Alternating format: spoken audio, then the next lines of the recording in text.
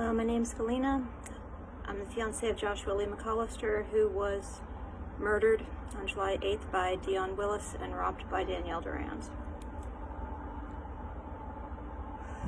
There's been a lot of speculation about me and drug use online, and so I want to say something about that. I have epilepsy. I have very severe epilepsy. Anybody that went to school with me pretty much knows that. You know, I have seizures a lot, and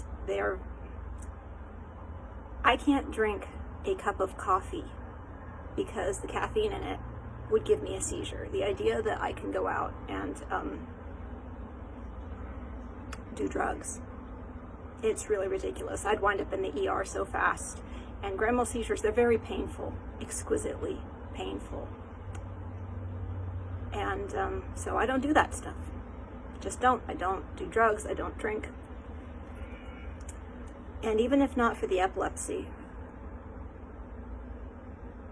I saw addiction when I was a kid, and I had just made myself a promise while I was in grammar school that I would not ever go down that road. You know, there were a lot of alcoholics in my father's family, and I have bad memories of both of my parents regarding alcohol. I wanted to live a clean life, and I made that decision when I was very young, and I've stuck to it. But the thing about addiction is it can creep into your life in ways that you don't anticipate. Like if you love someone and they go down that road, then you're gonna be stuck going down that road with them. You know, there's people I've loved very much, old friends, and I've seen them go down dark paths because like they couldn't resist alcohol or other things. You know, one of the best friends I ever had, I lost to them being an alcoholic.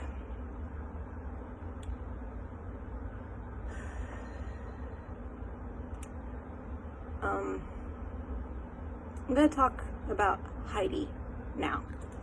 Heidi and her impact on my life. I knew Heidi for a very long time, the majority of my life, really. And we weren't friends, but it wasn't because of any animosity. We just didn't have anything in common, really. But I thought good thoughts about her. I was always nice to her. She was always nice to me. I didn't think that we ever would have a problem with each other. And then she did something which was one of the most terrible things that anybody's ever done to me, frankly. She hooked the instigator on methamphetamines. She is a dealer. She deals meth, she deals fentanyl. I don't think she's like a super successful dealer by any means. I mean, this is just, you know, there's a lot of low-key dealers in Mendocino County, and this is just what she does. There were a lot of incredibly cruel things that the instigator, I don't think, ever would have done to me if not for her hooking him on meth. You know, a friend of mine used this phrase, meth steals your soul. And I know the thing with addiction is there are people that can walk with a limp. He couldn't. He became a horrible human being after he got on methamphetamines. He put me through absolute hell. He hurt me in every conceivable way after he got on meth.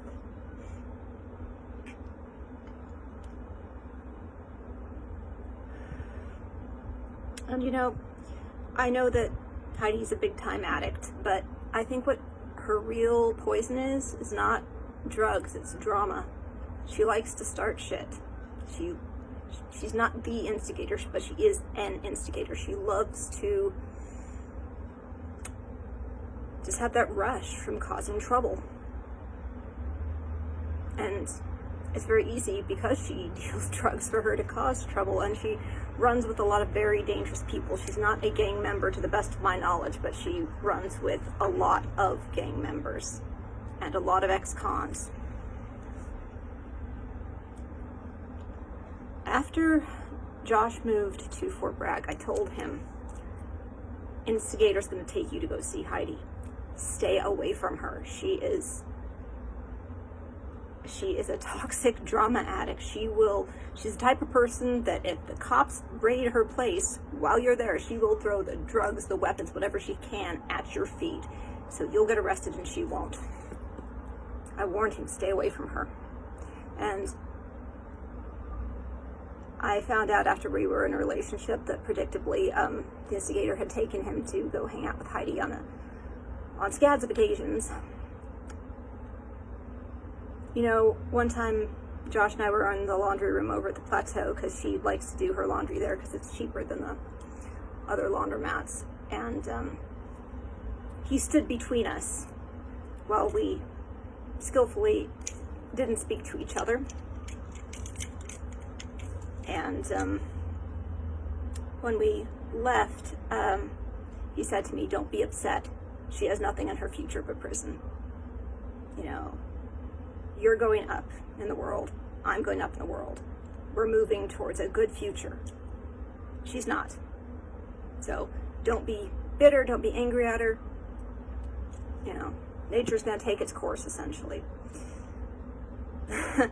I later found out that she said that we were like doing something sexual in the laundry room on this occasion. It was like, yeah, that's just Heidi. She's got to start drama, because we weren't doing anything at all. Nothing.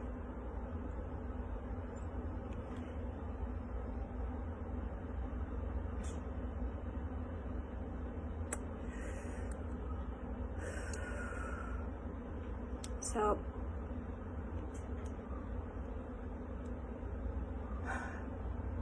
after we were in a relationship, Josh told me that he had been attacked by Heidi's boyfriend. That Heidi's boyfriend had tried to beat him up because he was with me.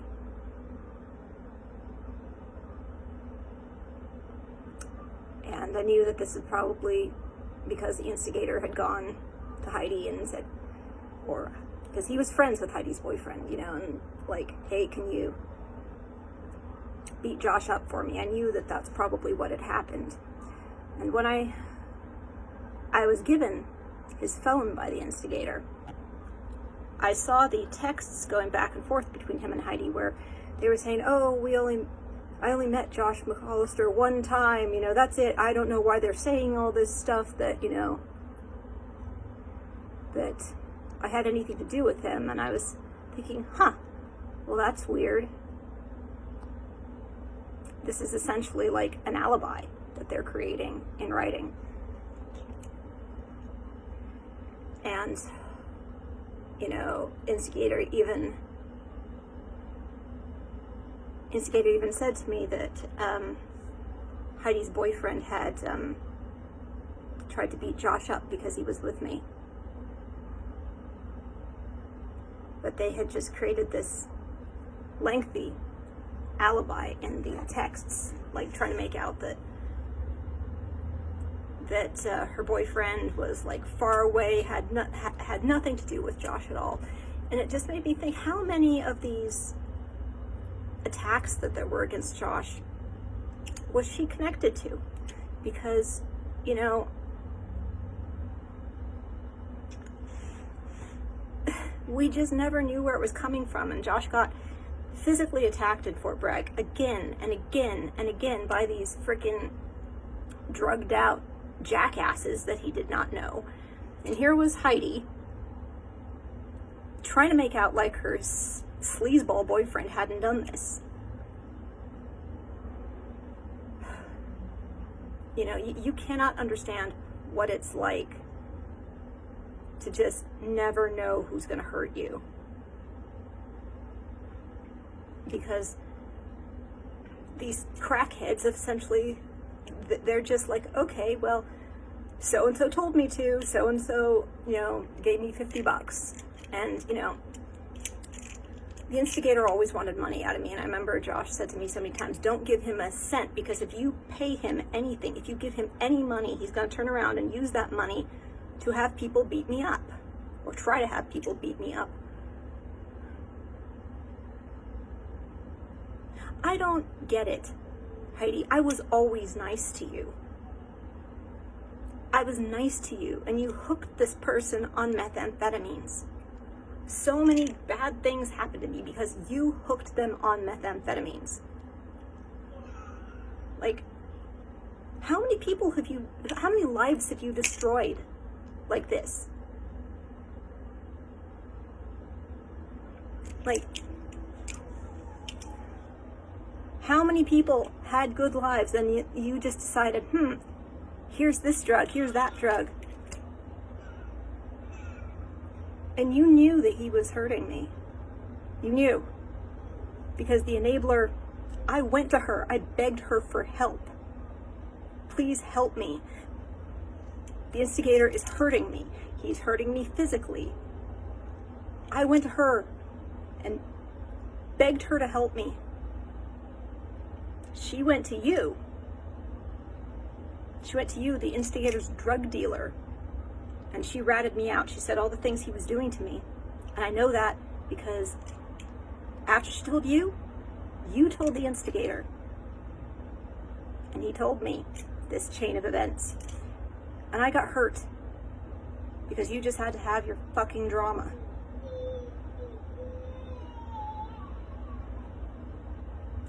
I was, and I still am, passionately in love with Joshua Lee McCollister.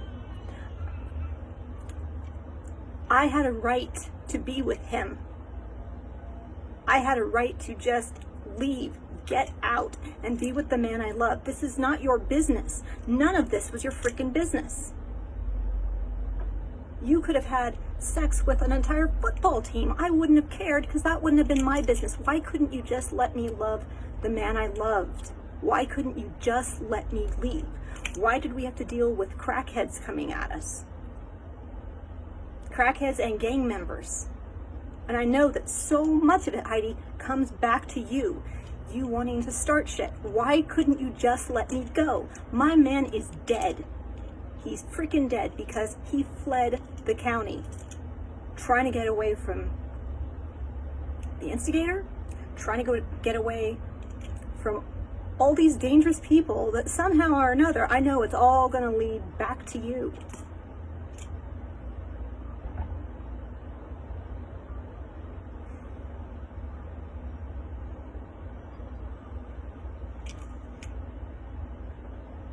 You know, every time that the instigator now punches his fist at me or something, I think, wow, I'm in the position I am because these people just wouldn't let me go.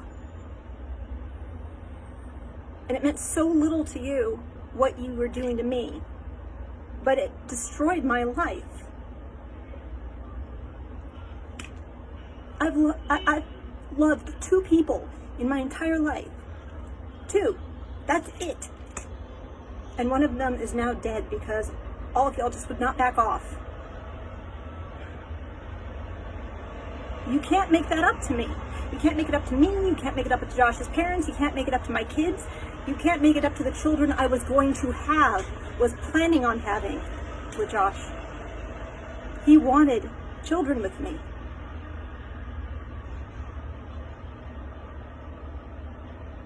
Why? Like, freaking why? Why couldn't you just let me go and be happy? Why did you hook the instigator on drugs? How many people have you hooked on drugs? Why do you do it? You're destroying people's lives. Do you not get that? It's not just about the person who's taking the drugs. It's about everybody else in their life.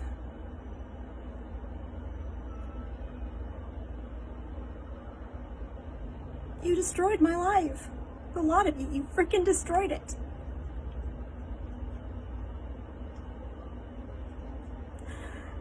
And I was always nice to you. Why, Heidi? Why did you do this to me? You belong in jail. You really belong in jail. I hope that the next time you get arrested, you get some actual freaking prison time. Because if you get prison time, maybe you will straighten your brain out and realize you can't treat people like this. That's one thing that comforts me, is I know that sooner or later, all this shit that you've done to other people, all these people that you hooked on drugs, all this gang bullshit that you involve yourself in, all this trouble, the day's going to come, Heidi, where you're not going to be able to talk your way out of it. And you might get what's coming to you. I certainly frickin' hope you do. Because good people don't deserve this.